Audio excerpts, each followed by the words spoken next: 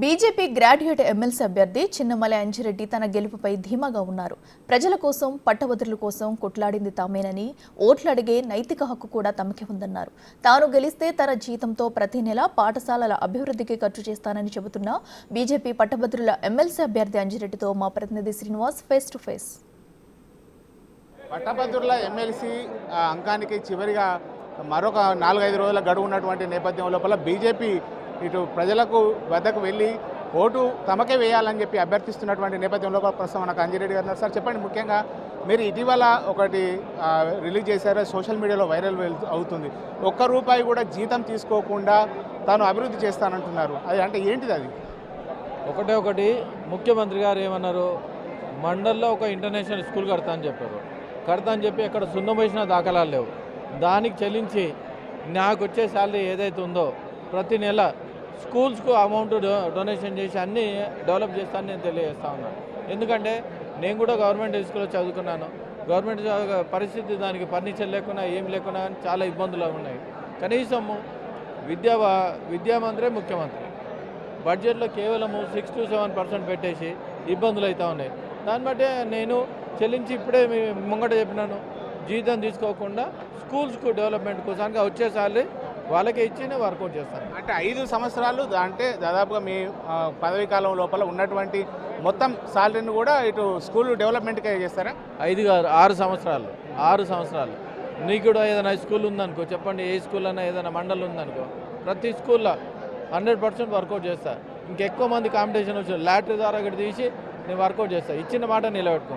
అదేవిధంగా మేము skill development అనేది ఒకటి బిల్డింగ్ కడతా ఉన్నాం 13,500. ఆ స్కిల్ డెవలప్మెంట్లో కూడా అందరికీ దాంట్లో ఎవరైతే జాయిన్ అయినారో 20 లక్షల రూపాయలు ఇన్సూరెన్స్ ఇచ్చుకుంటారు.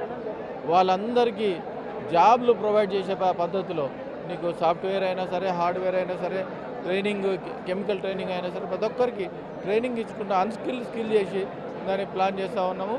అది 100% చేస్తాం. మేము ఎస్ఆర్ ట్రస్ట్ ద్వారా ఎన్నో కార్యక్రమాలు చేస్తూ ఉన్నాం. అందులో భాగంగా ఇది చేస్తాం. చివరిగా చెప్పండి సార్, అంటే మీరు 4 జిల్లాల లోపల ఉన్నటువంటి పట్టభద్రులకు ఏం అప్పీల్ చేయబోతున్నారు? పట్టభద్రులు ఒకటే ఆలోచిస్తూ ఉన్నారు. మోదీ గారు చూసి మొన్న బడ్జెట్లో ఏదైతే అమౌంట్ పెట్టిరో 12 లక్షలు రిలీఫ్, 12 లక్షలు ఇన్కమ్ ట్యాక్స్ పెట్టిన తర్వాత అలా ఉద్యోగులైనా సరే, నిరుద్యోగులైనా సరే, తర్వాత బిజినెస్ మెన్లు అయినా సరే, తర్వాత రిటైర్డ్ ఎంప్లాయీస్ అయినా సరే, ప్రతి ఒక్కరికి 1,00,000 నుంచి 1,50,000 బెనిఫిట్ వస్తుంది. దీన్ని బట్టి ఆలోచించుకోవాలి. మొన్న నేషనల్ హైవే కింద 1,10,000 కోట్లు ఇన్వెస్ట్మెంట్ చేయడం జరిగింది. మొన్న ఏది కొమరవెల్లి రైల్వే లైన్ల కోసానికి 5,740 కోట్లు పెట్టడం జరిగింది. డెవలప్మెంట్ విషయంలో భారతీయ జనతా పార్టీ ఉంది. అవినీతి లేని పార్టీ ఏదంటే భారతీయ జనతా పార్టీ. దీని నిదర్శనమే మొన్న ఢిల్లీలో మేము కైవసం చేసుకున్నది. 27 సంవత్సరాల నుంచి ఖాతా జరిగిన కాంగ్రెస్ పార్టీ ఈరోజు మాట్లాడుతున్నారు. కాంగ్రెస్ పార్టీ అభ్యర్థి ఏం చేస్తూ ఉన్నాడు? ఆయన కాలేజీలు ఉన్నాయి. మరి కాలేజీలు ఉన్నప్పుడు 4 సంవత్సరాల నుండి విద్యార్థులు ఎంత ఇబ్బంది పడుతున్నారు, మరి తర్వాత యజమాన్యాలు ఎంత ఇబ్బంది పడుతున్నారు. మరి ఆ సొయ్యి లేదా? ఆ సొయ్యి ఉన్నప్పుడు నీకు అర్జెంట్ పోయి ముఖ్యమంత్రి మీ పార్టీ మరి 7,940 కోట్లు రిలీజ్ చేసి నువ్వు ఓటు అడగాలి. అప్పటిదాకా ఓటు అడిగా నీకు అథారిటీ ఏడు ఉంది? నీకు అది లేదు. అంటే ఓటు హక్క అడిగే అర్హత ఓన్లీ బీజేపీకే ఉందంటారా? అవును, బీజేపీకి ఉంది. ఏదైతే ఇచ్చిన మాట ఈయన మాట కూడా నిలబెట్టుకున్న పార్టీ బీజేపీ పార్టీ. నిరుద్యోగుల కోసానికి ఫైట్ చేసింది ఎవరు? మేము. తర్వాత 317 జీవో కోసం ఫైట్ చేసింది. మళ్ళీ ఇక్కడ ఆర్టీసీ ఎక్సైడ్ దగ్గర గ్రూప్ 1 ఎగ్జామ్స్ కోసం ఫైట్ చేసింది మేము. వాళ్ళు ఏమైనా ఫైట్ చేసారో చూపిమని చెప్పు.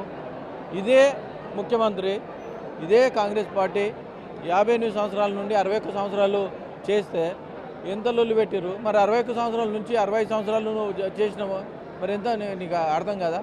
అంటే నువ్వు గద్దె ఎక్కినప్పుడు ఒక మాట, గద్దె ఎక్కిన తర్వాత ఇంకో మాట. దీన్ని బట్టి 8,000 మంది రిటైర్డ్ ఉద్యోగులు అయ్యారు. వాళ్ళకి ఎందుకు అమౌంట్ ఇస్తలేవు? పెన్షన్ అమౌంట్, డిఎల్ ఎందుకు ఇస్తలేవు? పిఆర్సీ ఎందుకు ఇస్తలేవు?